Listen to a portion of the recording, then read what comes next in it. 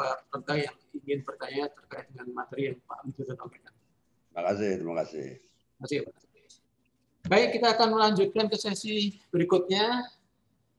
Pak Upoyo Prakoso akan menyampaikan materi dengan judul Upaya Dekarbonisasi di Industri Semen.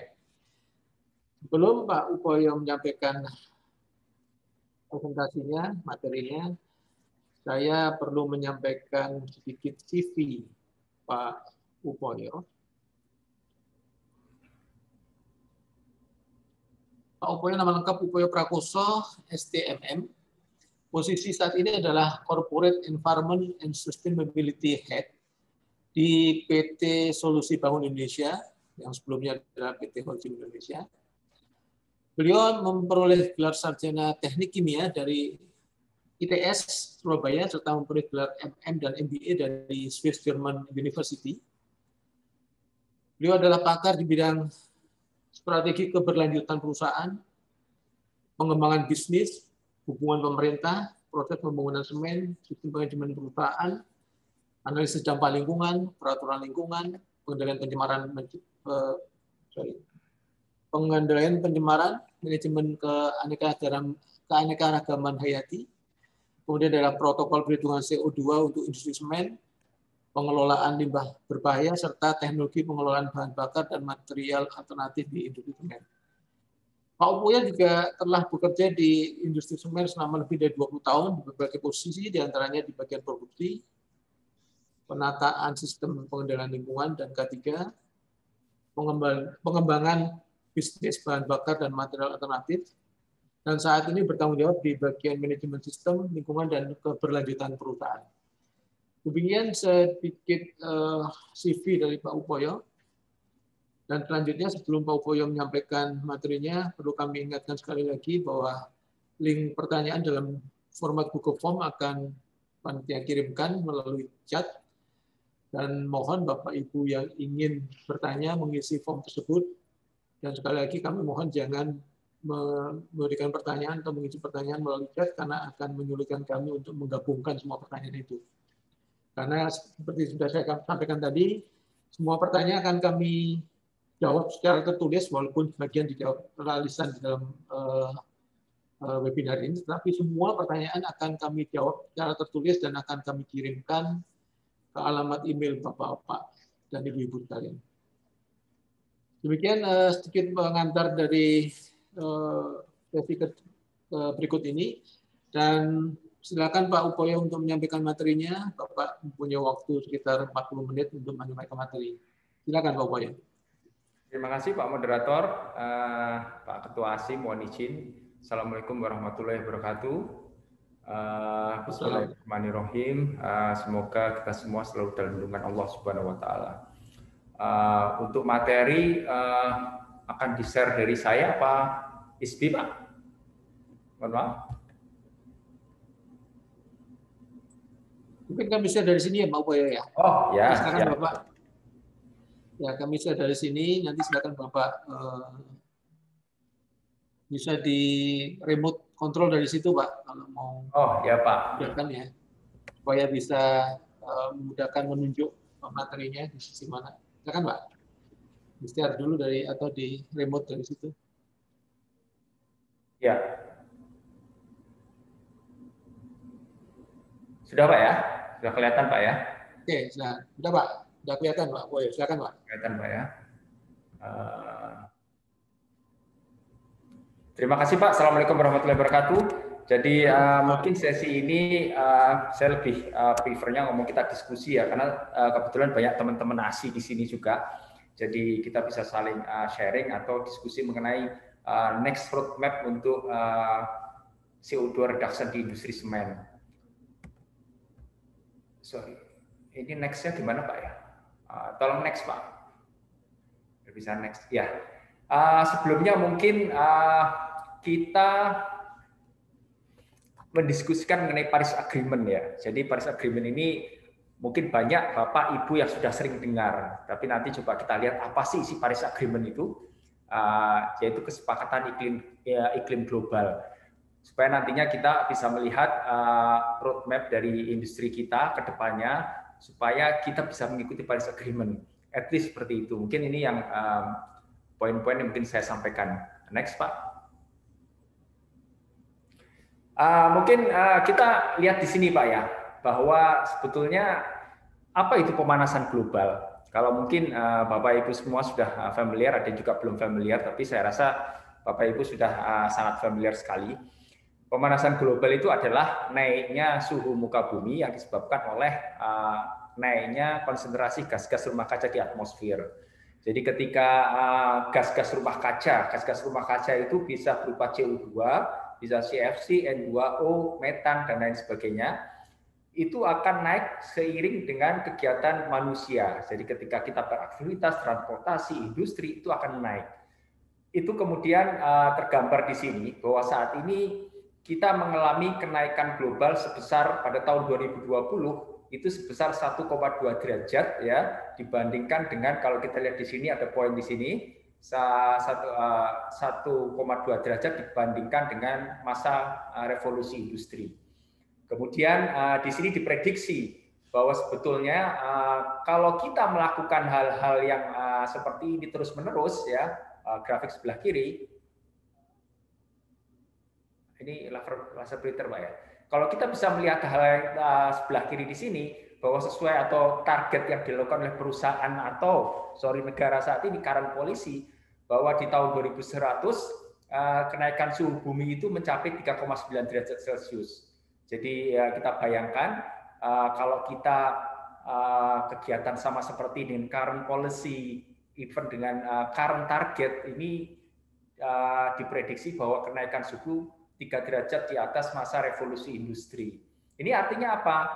Ini artinya bahwa kalau kita lihat di Paris Agreement, itu targetnya adalah 1,5 derajat atau di bawah 2 derajat centigrade. Jadi kalau kita bisa lihat di sini, Bapak Ibu, target Paris Agreement adalah kenaikan suhu bumi adalah 1,5 derajat maksimal pada akhir abad ini atau pertengahan abad ini maksimal 1,5 derajat Celcius. Ini dengan saat ini dengan policy yang ada, dengan pledge atau target atau dengan NDC itu dianggap ini masih kurang agresif memenuhi Paris Agreement. Jadi di sini apa yang kita tahu terkait perubahan iklim? Kita tahu bahwa perubahan iklim itu nanti mengakibatkan salah satunya adalah kenaikan muka air laut, kemudian tenggelamnya kota pesisir, kekeringan, banjir, punahnya spesies, gagal panen, musim tidak menentu, meningkat wabah penyakit, dan lain sebagainya. Jadi kalau kita lihat di sini, mungkin berita-berita kita lihat bahwa Jakarta termasuk salah satu kota yang paling cepat tenggelam di muka bumi. Ini dengan kenaikan 1,2 derajat Celcius kondisi saat ini. Dikhawatirkan dengan kenaikan semakin tinggi, maka banyak kota-kota di Indonesia atau di negara-negara yang sangat rendah dia akan tenggelam. Kemudian ini juga ada salah satu berita di Forbes ini bahwa kemungkinan bahwa COVID ini sebabnya oleh kenaikan suhu global. Nanti mungkin bisa dibaca sama Bapak Ibu kalau memang penasaran ini artikelnya mengenai apa sih. Tapi sepintas saya baca bahwa dari penelitian itu kenaikan suhu itu mengakibatkan kelelawar itu bermutasi. Jadi di Cina itu kelelawar itu bermutasi, kemudian dia itu pindah dari satu area ke area lain. Jadi di suatu area itu ada penambahan sekitar 40 spesies kelelawar. Jadi kelelawar itu pindah dari satu spesies, dari satu area ke area tertentu, populasinya bertambah sehingga dia menularkan ke binatang lain dan kemudian menularkan ke manusia. Itu paling nggak salah satu analisisnya mengapa pentingnya dampak pemanasan global. Next, tolong Pak. Kemudian kita lihat Paris Agreement, Pak. Jadi isinya Paris Agreement ini apa? Jadi sebetulnya Paris Agreement adalah suatu kesepakatan iklim global. Jadi ditandatangani pada bulan Desember tahun 2015. Jadi ada sekitar 196 negara waktu itu kompak menyatakan bahwa iklim ini merupakan suatu ancaman global, kenaikan iklim atau global warming. Oleh karena itu 196 negara ini sepakat bahwa akan mengadakan perjanjian untuk menekan global warming. Isinya apa Paris Agreement itu? Ini saya kutip dari Undang-Undang Nomor 16 Tahun 2016. Jadi ditandatangani pada Desember 2015. kemudian Indonesia meratifikasi atau mengakuinya melalui Undang-Undang RI tahun 2016. Isinya apa? Ini ada isi detailnya adalah bahwa semua negara ini bersepakat menahan laju kenaikan suhu rata-rata global di bawah 2 derajat Celcius. Jadi kalau kita lihat di sini di poin pertama adalah bagaimana keinginan semua negara menahan rata-rata global di bawah 2 derajat Celcius di atas suhu masa pra-industrialisasi dan melanjutkan upaya untuk membatasi kenaikan suhu hingga 1,5 derajat Celcius. Jadi kalau kita lihat di sini membatasi kenaikan suhu hingga 1,5 derajat Celcius di atas suhu masa pra-industrialisasi. Jadi target ini merupakan target yang sangat ambisius dan ini disepakati oleh global. Istilahnya nanti akan kita lihat nanti ada skenario 2DC dan B2DC. Jadi 2 degree centigrade itu adalah 2 derajat Celcius. Kalau below 2 degree centigrade adalah kesepakatan dari Paris Agreement. Kemudian poin kedua adalah meningkatkan kemampuan adaptasi perubahan iklim, mendorong ketahanan iklim dan melakukan pembangunan yang rendah emisi gas rumah kaca tanpa mengalami produksi pangan. Kemudian poin tiga adalah membuat aliran dana yang konsisten dengan arah pembangunan yang rendah emisi gas rumah kaca dan berketahanan iklim.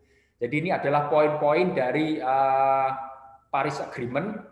Poin yang penting di sini adalah sepakat bahwa suhu tidak boleh lebih dari 2 derajat Celcius di pertengahan atau akhir abad ini. Ini kesepakatan yang sangat penting. Kemudian next-nya, tolong, industri semen dan emisi CO2. Next, mungkin bisa. Next-nya tolong Pak. Kalau kita lihat di sini Pak, di poin sebelah kanan ini, ya, di poin sebelah kanan ini, kita lihat poin sebelah kanan ini, bahwa sebetulnya di seluruh dunia ini ada sumber-sumber emisi CO2 yang sangat dominan. Kalau kita lihat industri, ya, poin kedua adalah agriculture, industri sekitar 25-30%, agriculture sekitar 25-30%, power termasuk paling besar juga. Jadi power ini termasuk paling besar juga, di mana yang lain ada transport. Jadi 4 besarnya adalah industri, pertanian, power, dan transport. Saya pikir keempat itu adalah basis daripada human. Istilahnya kita hidup dari 4 ini. Jadi istilahnya kita tidak bisa menghindari poin-poin di sini. Jadi agriculture kita butuh makan, transportasi, bangunan, listrik, termasuk juga industri. Jadi istilahnya semua itu adalah dasar untuk peradaban. Untuk semen, misalkan untuk infrastruktur, termasuk besi, termasuk juga kendaraan. Itu semua hal-hal yang paling dominan. Jadi bagaimana supaya kita bisa atau mungkin seluruh dunia bermufakat bagaimana bisa menurunkan emisi dari kegiatan-kegiatan ini. Jadi kegiatan ini tetap ada, namun bagaimana mengoptimalkan emisi. Mungkin saya kasih contoh agriculture ya. Mungkin Bapak bisa googling ya, googling di sini kalau Bapak bisa lihat food carbon ya. Bapak bisa googling food carbon. Di situ ada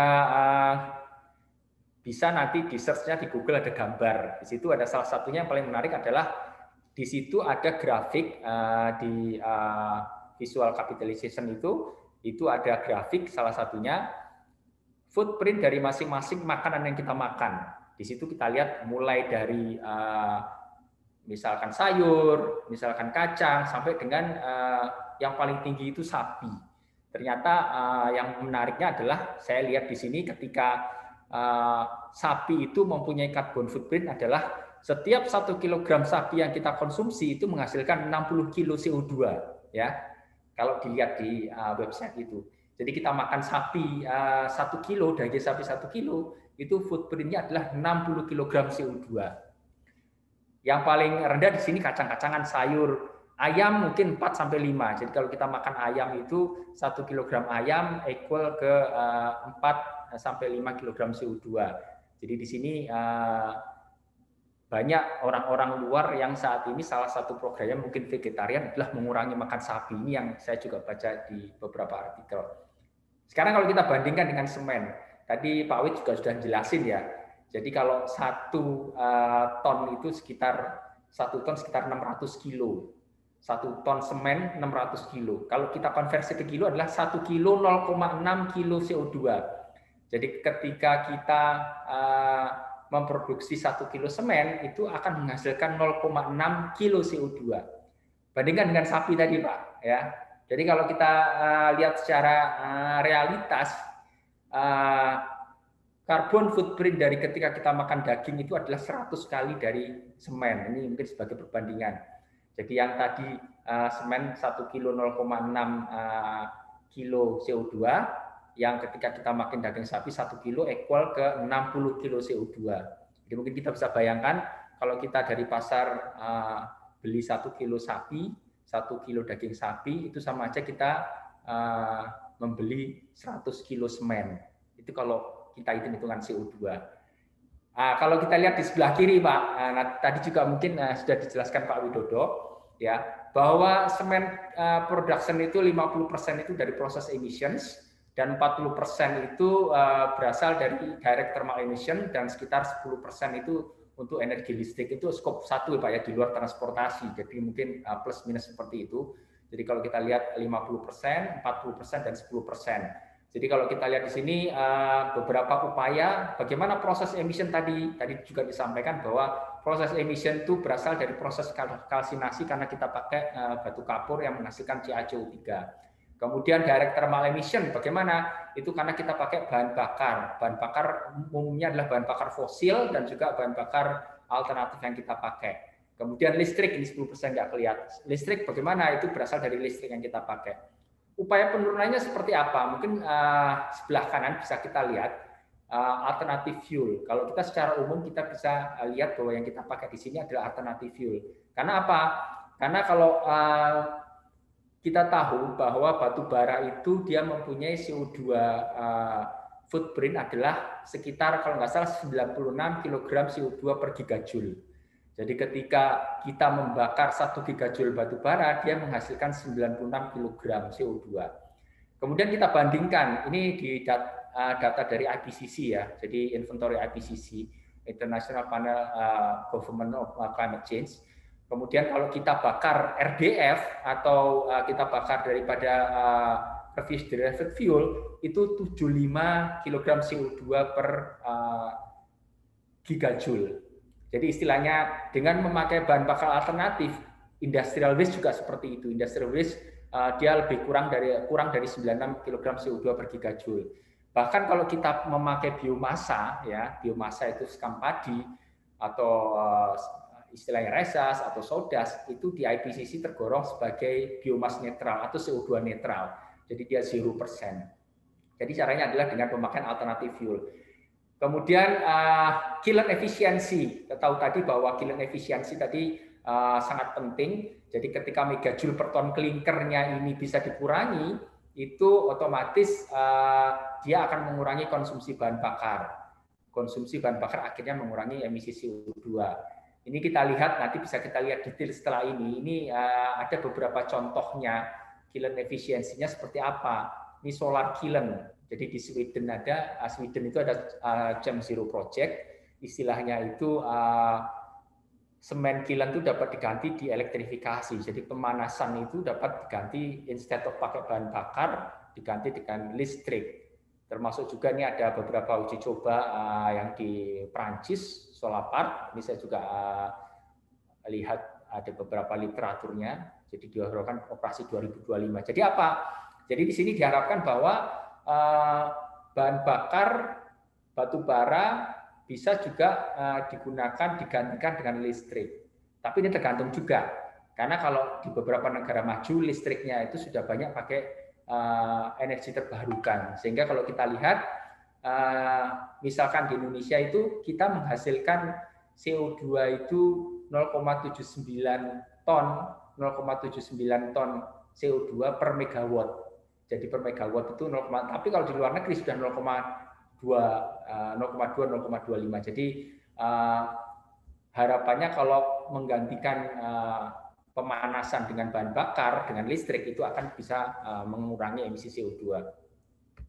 Kemudian kita lihat di sini, ini sudah kelihatan ya saya.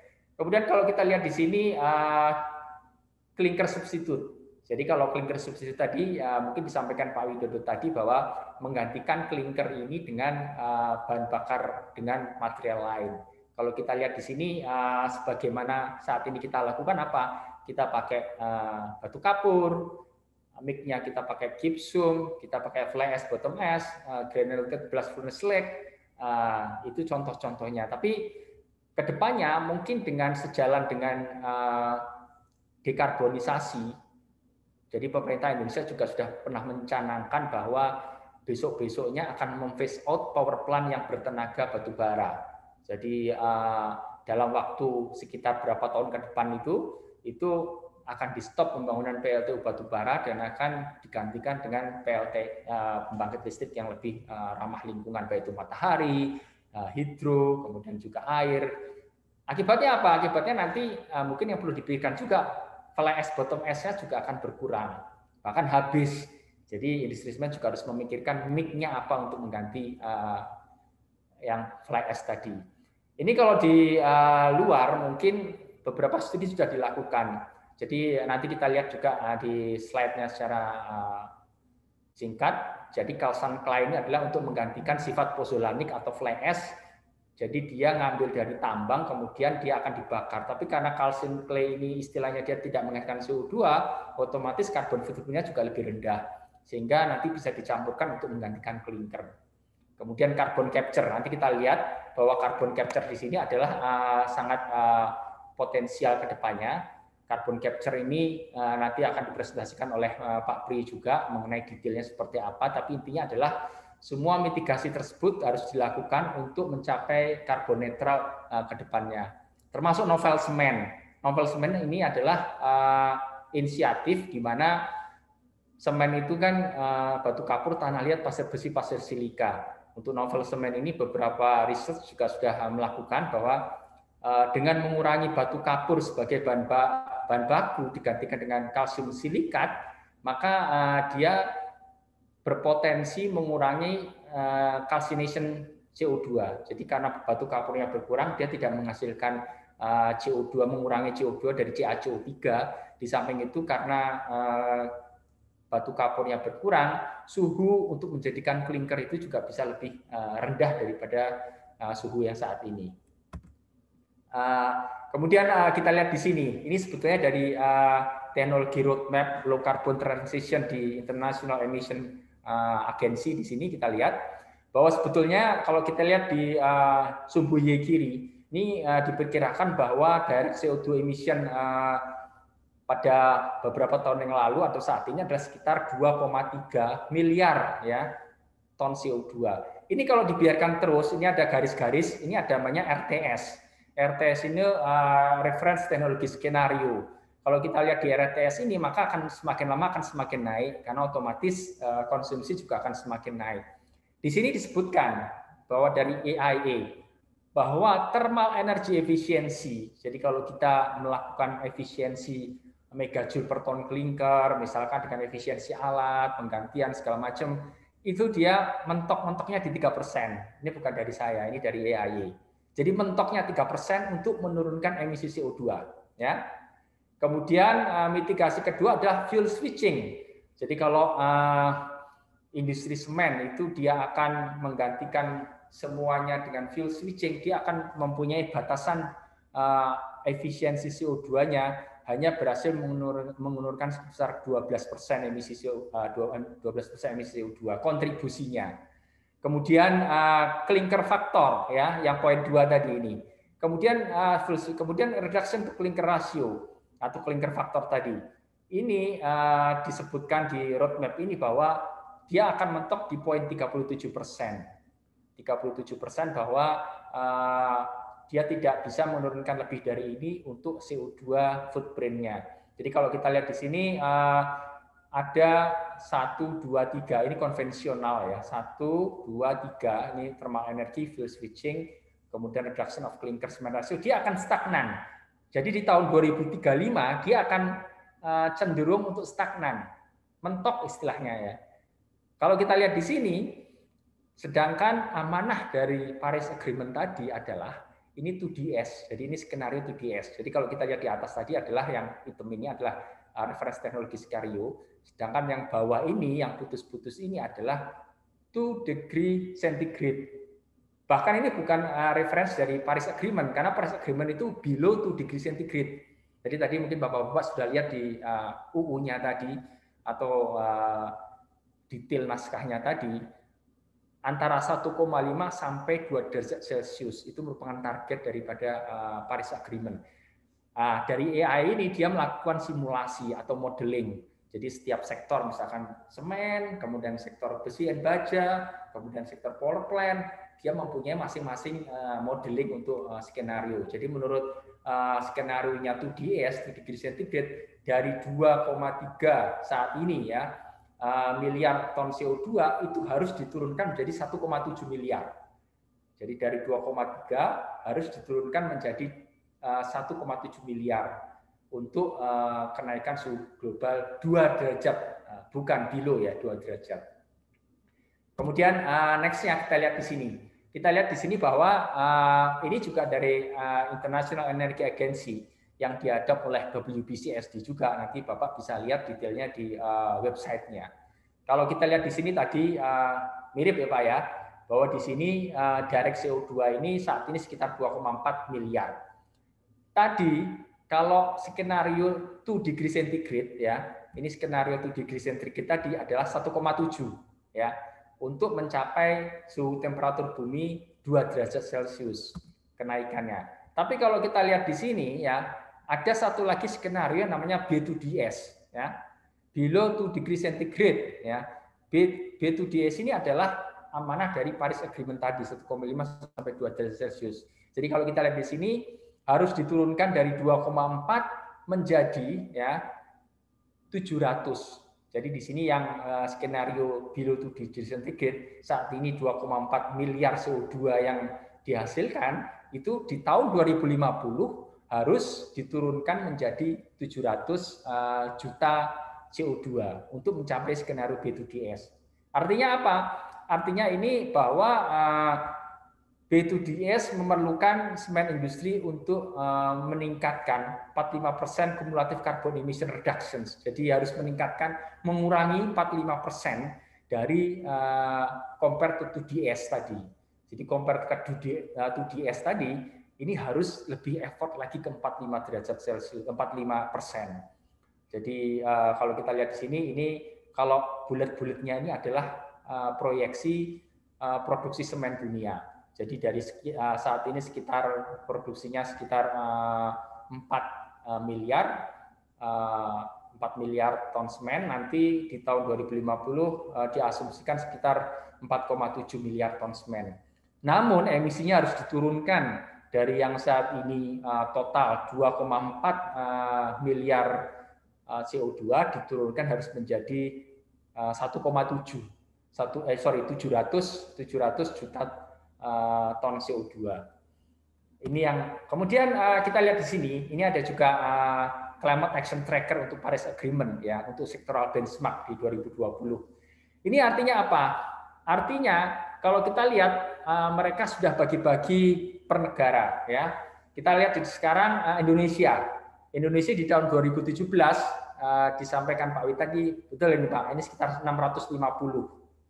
650. Kalau kita lihat di sini 2017, jadi sumbu X-nya ini adalah konsentrasi spesifik kilogram CO2 per ton semen.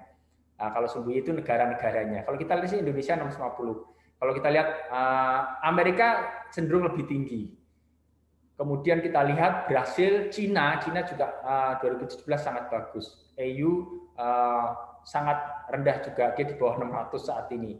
Jadi kalau kita lihat di sini Indonesia 650, kalau melihat skenario tadi, dia ada pertengahan. Jadi for 2030 ini istilahnya semacam mid target.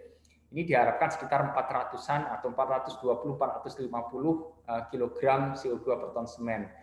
Namun di tahun 2050 untuk mencapai target 1,5 sampai 2 derajat Celcius tadi, itu footprint-nya diharapkan bisa mencapai sekitar 150.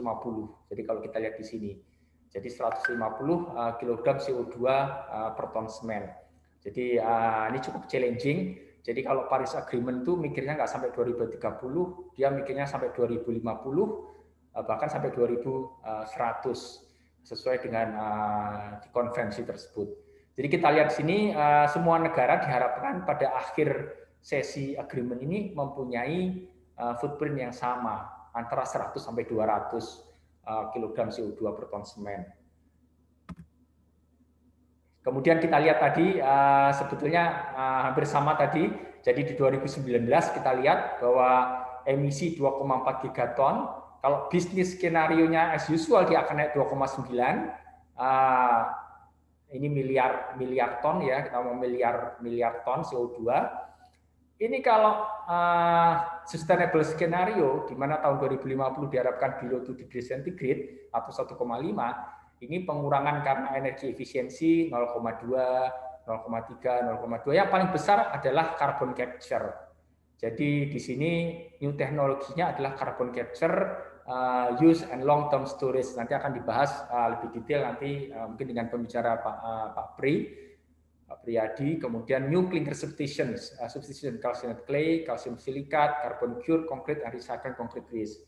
Jadi kalau kita lihat di sini memang upaya-upaya tradisional ini bisa dioptimalkan, namun untuk mencapai target 2050 yang di 2 degree centigrade menurut beberapa literatur itu harus diupayakan upaya-upaya lebih dengan beberapa teknologi-teknologi carbon capture, kemudian new clinker substitute maupun dengan carbon cure concrete dan recycled concrete waste. Ini ada beberapa poin juga termasuk construction efficiency, linear carbon architecture design, prefabricated, on-site digital carbon monitoring. Jadi 0,2% ini misalkan bisa mengurangi pemakaian semen di konstruksi karena apa? Menggunakan prefab. Jadi kalau menggunakan prefab itu diharapkan tidak banyak waste yang terbuang di area konstruksi. Termasuk juga dengan modular modul. Kemudian termasuk juga desain arsitektur gedung yang dia lebih efisien, tidak banyak makan konsumsi semen. Kemudian ini kita lihat tadi bahwa sampaikan Pak Wid, betul Pak, ini saya dapat dari sumbernya dari Perdirjen. Jadi ada Perdirjen 2020 ini terkait dengan benchmark proper. Ini bahwa P50 atau 50% itu 640,68. Jadi di tahun 2019, 2020, 2018 footprint dari pabrik semen seluruh Indonesia adalah 640,68. Kalau kita lihat di sini tadi sampaikan Pak Ketua juga, Indonesia berhasil mengurangi dari 725 menjadi 640, jadi sekitar 11,7%. Sudah berhasil mengurangi pengurangan 11,7% untuk CO2 footprint. Kemudian kita lihat di sini bagaimana intensitas emisi CO2 di dunia. Ini datanya saya dapat dari sumber dari GNR, Getting the Number Right, nanti bisa di browsing juga. Jadi untuk Asia rata-rata carbon footprint-nya adalah 637 kg CO2 per semen ekuivalen. Jadi kalau kita lihat di sini ya beda tipis lah, kita 640, Asia 637. Tapi kalau dunia itu kalau nggak salah sekitar 590. Jadi di dunia itu sudah 590 untuk rata-rata global. Kalau kita lihat di sini cukup menarik di sini karena beberapa negara juga sudah sangat rendah.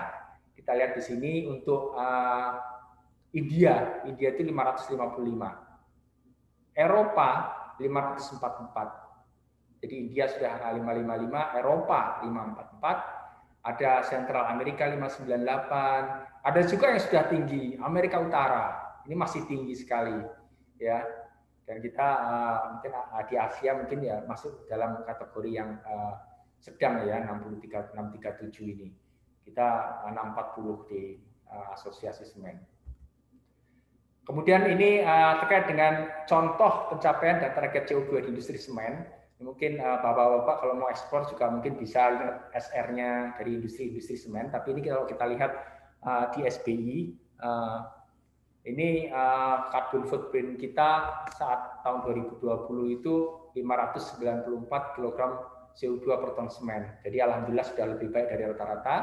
Kemudian penurunannya adalah 13%, tapi kita pakai baseline 2010 dibanding 2010. Jadi di 2010 footprint kita masih 685, kemudian di tahun 2020 ini sudah diturunkan menjadi 594. Caranya seperti apa? Caranya diantaranya adalah bagaimana kita bisa men-increase alternatif fuel ini. Saat ini sekitar 8,85% di tahun 2020. Jadi di perusahaan sudah menggantikan alternatif fuel-nya dengan misalkan dari RDF, ada beberapa pilot project di Cilacap, kemudian ada beberapa industrial waste yang kita manfaatkan optimalisasi di Pelangi Narogong, termasuk juga bagaimana kita menurunkan clinker factor yang dulunya sekitar 80%, sekarang sudah berkisar sekitar 69% clinker factor rata-rata. Kemudian dan upaya-upaya lain nanti mungkin kalau masih ingin mengetahui lebih detail mengenai upaya-upaya perusahaan atau SBI bisa browsing di SBI Report, Sustainability Report SBI tahun 2020. Ini di websitenya Solusi Bank Indonesia juga sudah lengkap di situ apa yang perusahaan lakukan untuk mencapai target-target perubahan iklim. Perusahaan juga punya target di tahun 2025, ini sama juga kita dengan perusahaan grup kita yaitu SG. Jadi kita punya target untuk pengurangan emisi CO2. Di sini untuk SBI sendiri kita punya target kita bisa mengurangi 15% emisi CO2 baseline-nya 2010.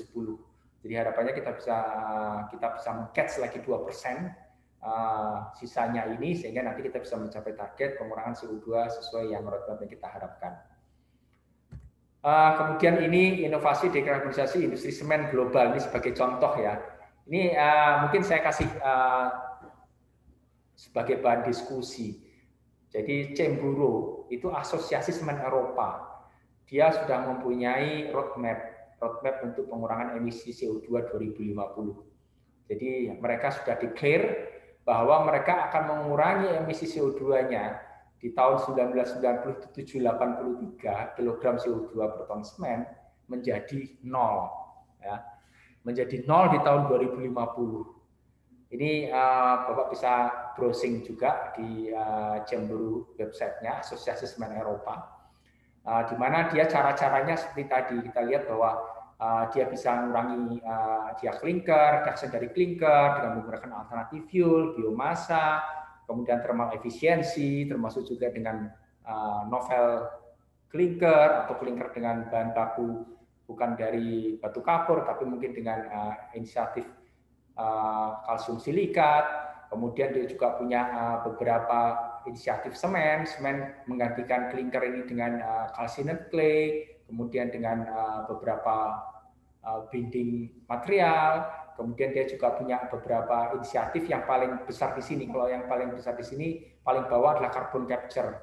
Jadi carbon capture mereka klaim dia akan menurunkan sebanyak 280. Jadi mungkin sejalan dengan roadmap tadi bahwa carbon capture ini kedepannya mempunyai role atau peranan yang sangat besar untuk mencapai carbon neutrality, untuk mencapai emisi di bawah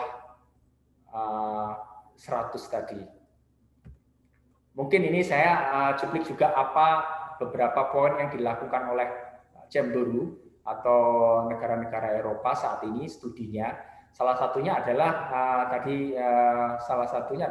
ITER project. Jadi dia memproduksi billet clinker. Billet clinker adalah clinker yang kalau pabrik semen itu kan biasanya kita tahu bahwa reaksi kimianya ada C3S, C2S, C3S3, 3CaOSI2, C2S2, CaOSI2. Artinya adalah dia mengoptimalkan silika. Jadi kalsium sulfoaluminat. Kalsium sulfoaluminat ini dioptimalkan. Dia mengoptimalkan billet. Jadi light-nya yang C3S ini dia akan dikurangi sehingga komposisinya akan semakin besar billet atau C2S-nya dengan mengurangi kalsium karbonat dalam produksi semen. Itu lebih jelas di sini. Jadi kalau kita lihat di sini konsep ITER adalah lower silica, lower lime content sehingga lower temperature, less fuel dan less CO2 emissions. Jadi konsep di sini kalau kita lihat PC atau semen secara umum adalah clinker Portlandnya itu Romix desainnya adalah 3% LOI. Kemudian SiO2-nya ada 14%. Kemudian kita lihat CaO-nya 43%. Dengan Aether atau semen model baru diharapkan ya dia LOI-nya lebih rendah dari 35 ke 29%. SiO2-nya lebih rendah. AL-nya lebih tinggi dari 3% jadi 11%. CaO-nya lebih rendah dari 43 ke 37%. Sehingga apa? Sehingga diharapkan C2S-nya akan dominan di sini. Yang dulunya clinker Portland yang C2S-nya 15% dan C3S-nya 65%, sekarang dominannya adalah C2S. Harapannya apa? Harapannya temperatur pembentukan clinker bisa lebih rendah, harapannya bahan bakar yang dipakai juga bisa lebih kurang, dan juga istilahnya less CO2 emission sebagai akibatnya. Ini contoh juga Solidia Technology. Ini apa yang dilakukan oleh salah satu perusahaan di Eropa juga. Ini mungkin bisa di browsing juga ini di Solidia Chemical Solutions. Intinya adalah dia pakai semen dengan yang tadi. Dia pakai semen dengan sistem semen model baru yang C2S tadi yang lebih dominan. Tapi kemudian dia punya teknologi di mana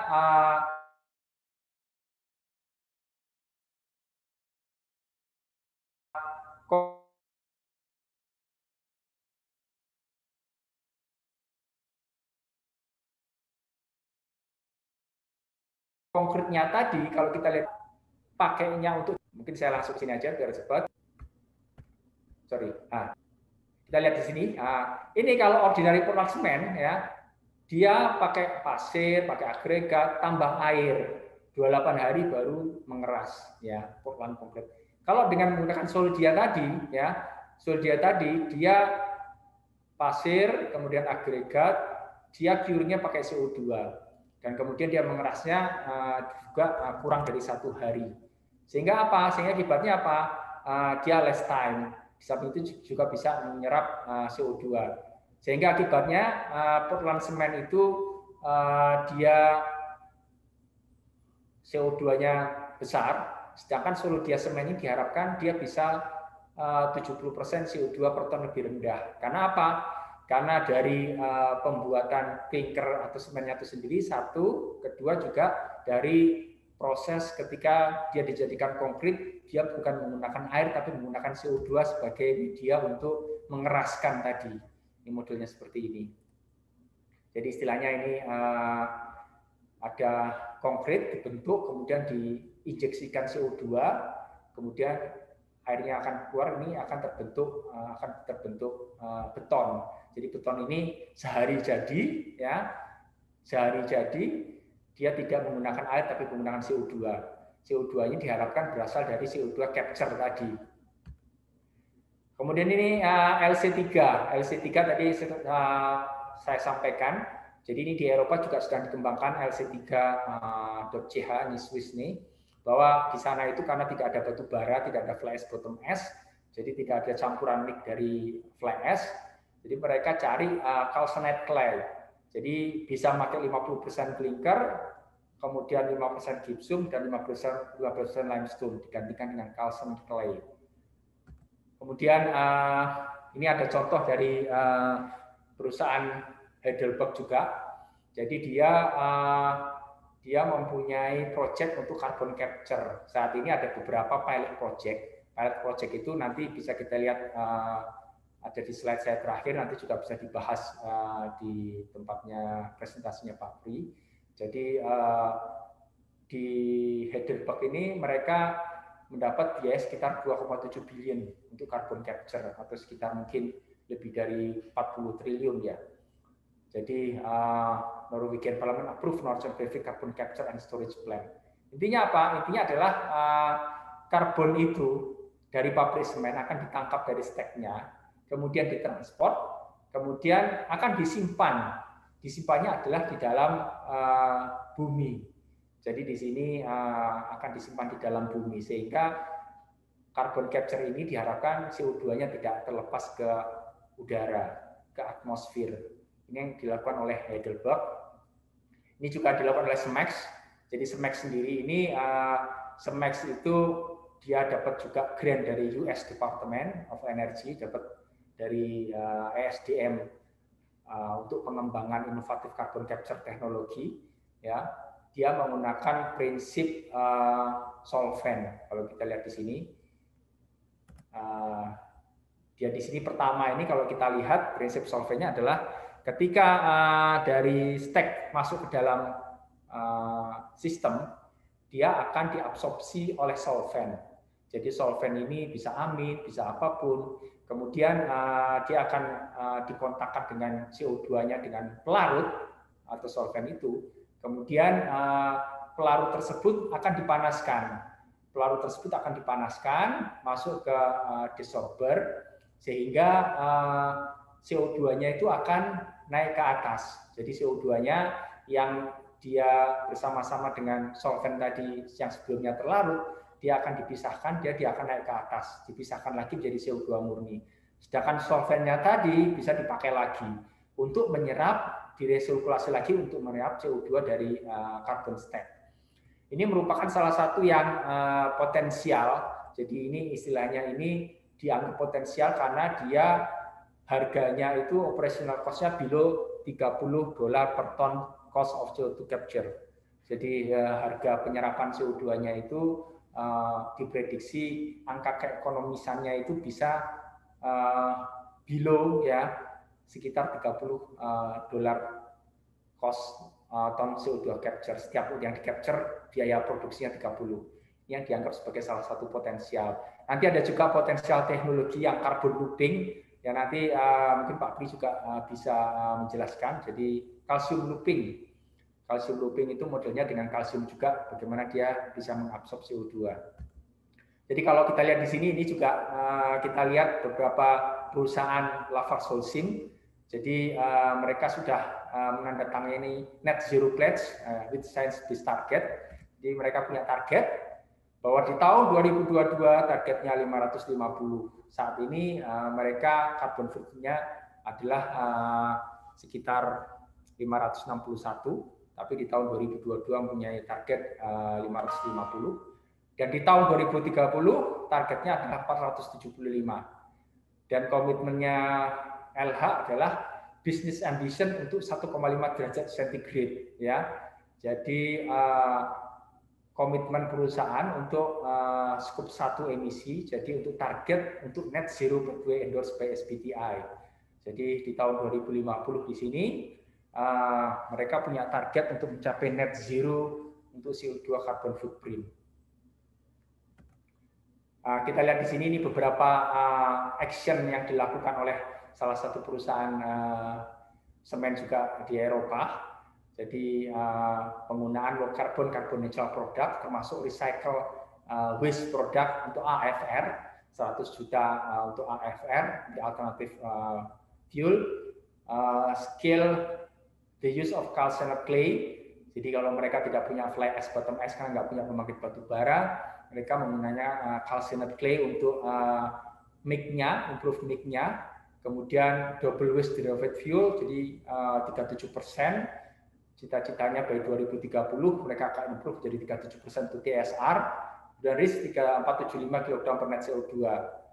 Kemudian operate first net zero carbon cement production facility. Jadi yang didisclose di annual report mereka adalah mereka akan mengoperasikan pabrik pertama yang bisa first net zero carbon cement production facility. Jadi ini di roadmap-nya, contoh roadmap-nya di Lafarge Holcim juga. Di sini kalau kita lihat mulai dari 1990 2000 yang konvensional adalah clinker factor dan alternative fuel. Kemudian renewable energy ke atas. Plan of tomorrow ini dimulai sekitar 2020-an. Jadi plan of tomorrow itu semacam digitalisasi. Jadi industri 4.0 di mana diharapkan bisa menggunakan export optimizer, kemudian dengan menggunakan teknologi-teknologi canggih sehingga efisiensi pabrik, efisiensi listrik itu semakin bagus. Ini mungkin bisa salah satu benchmark kita juga bahwa selain clinker factor, renewable energy termasuk juga otomatisasi atau penggunaan teknologi untuk efisiensi energi itu juga salah satu yang bisa dilakukan termasuk green product dan carbon capture di tahun di atas 2020-2025. Jadi mereka sudah declare bahwa saat ini walaupun banyak pengembangan carbon capture, namun baru akan commercially available setelah 2025. Jadi saat ini memang sedang dalam proses di Eropa sedang dalam proses pilot, nanti bisa kita lihat beberapa contoh pilotnya. Namun di atas 2025 yang diharapkan adalah full scale implementations. Kemudian kita lihat juga ini untuk salah satu contoh ada 20 pilot project untuk carbon capture di grup Lafarge Holcim di seluruh dunia, ada beberapa pilot project. Kemudian ini intinya seperti apa? Intinya adalah diserap tadi, jadi menggunakan CO2 capture dari stack, menggunakan liquid amine, direct absorption, kemudian oxy-fuel. Ini kemudian dimanfaatkan, jadi bisa dimanfaatkan sebagai enhanced oil recovery, kemudian untuk pabrik kimia, bisa juga untuk makanan, untuk produksi bir, soda, itu untuk yang CO2 full. Tapi diprediksi ketika karbon ini di-capture, konsumsi ini dia tidak akan mampu menyerap. Oleh karena itu, tetap diperlukan CO2 storage. Jadi ketika nanti sudah berhasil, bahwa semua karbon yang tercapture itu tidak mungkin akan dijadikan minuman bersoda atau minuman atau dijadikan aplikasi customer good, tapi tetap harus ada yang disimpan, storage integrated oil field atau silent aquifer. Ini yang sedang dilakukan pilot oleh perusahaan-perusahaan tersebut. Jadi kalau kita lihat sini, ini summary-nya tadi mungkin Bapak atau Ibu mungkin bisa lihat di sini juga teknologi-teknologi yang sudah sedang dalam pilot, karena memang waktunya. Jadi file istilahnya ada ChemZero, ada Sol Cement, Leilac, Cementec, ada West Coast, Clinker, Cashflow Climate. Ini tadi saya jelaskan sepintas. Solidia, Carbon Capture. Ini ada West Coast 100 ini Carbon Capture. ChemZero ini tadi kayak pakai listrik untuk manasin kiln ya.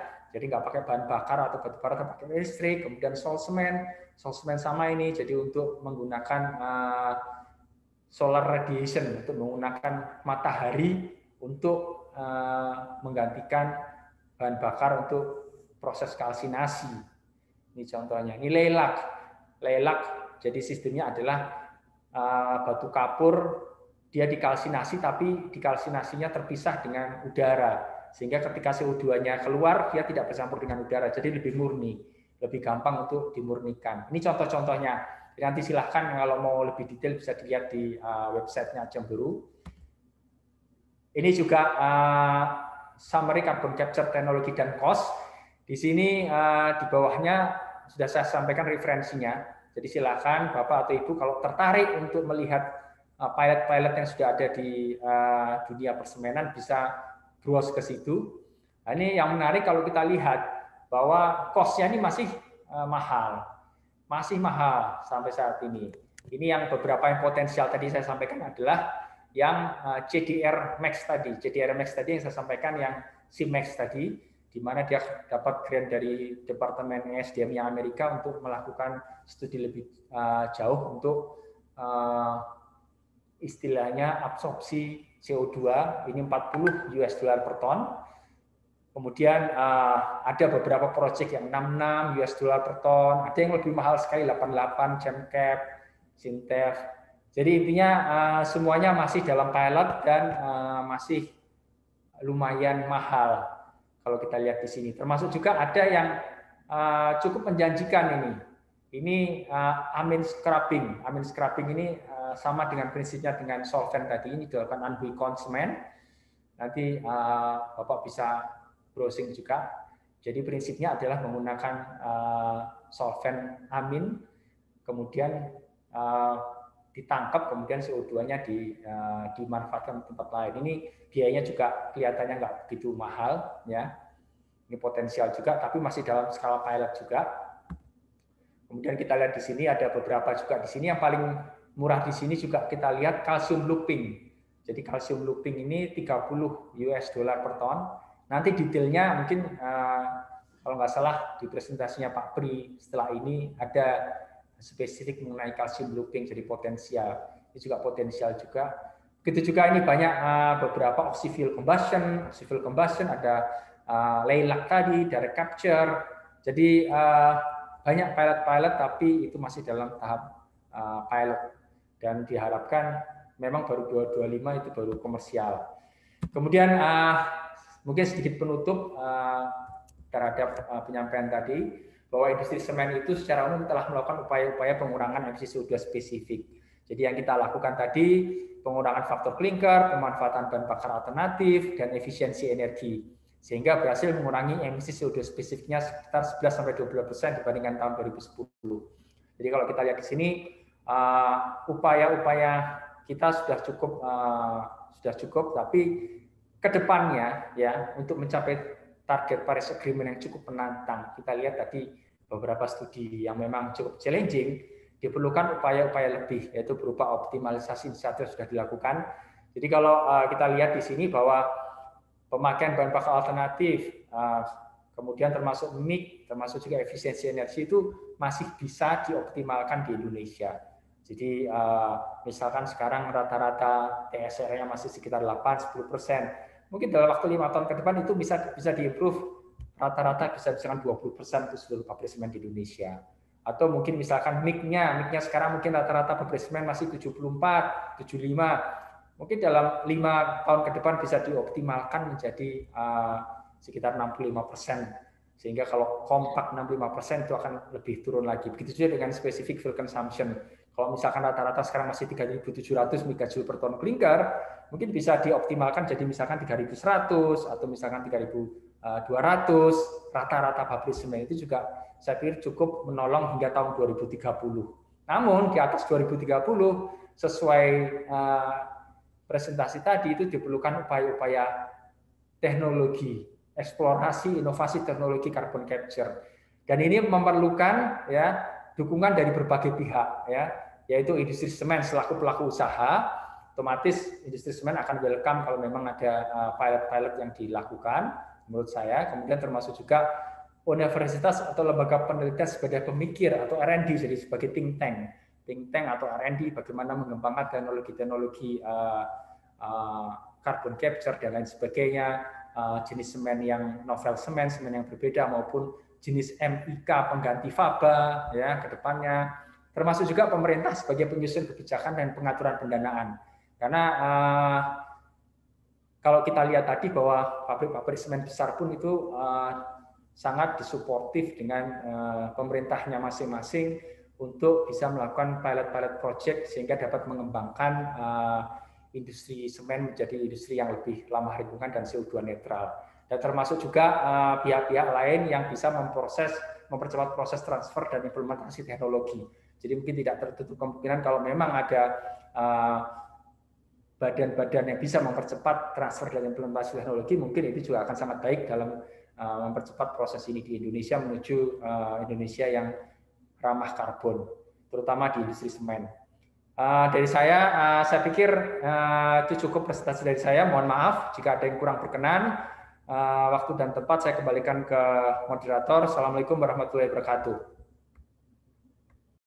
Waalaikumsalam warahmatullahi wabarakatuh.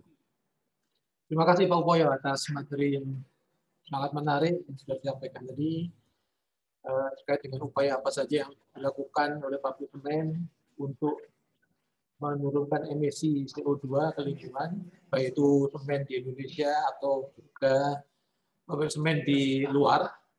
Kalau kita lihat upaya-upaya yang dilakukan di Indonesia sudah cukup banyak, tetapi tentu untuk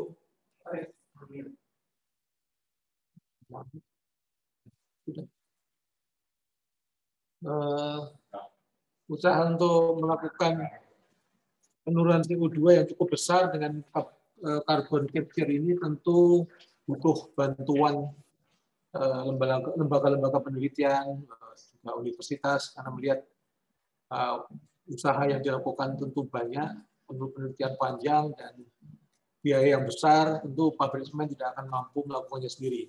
Dan itu akan kita lihat apa saja yang sudah dilakukan dan akan dilakukan oleh pabrik semen dari materi yang akan disampaikan oleh Pak Pri berikut ini.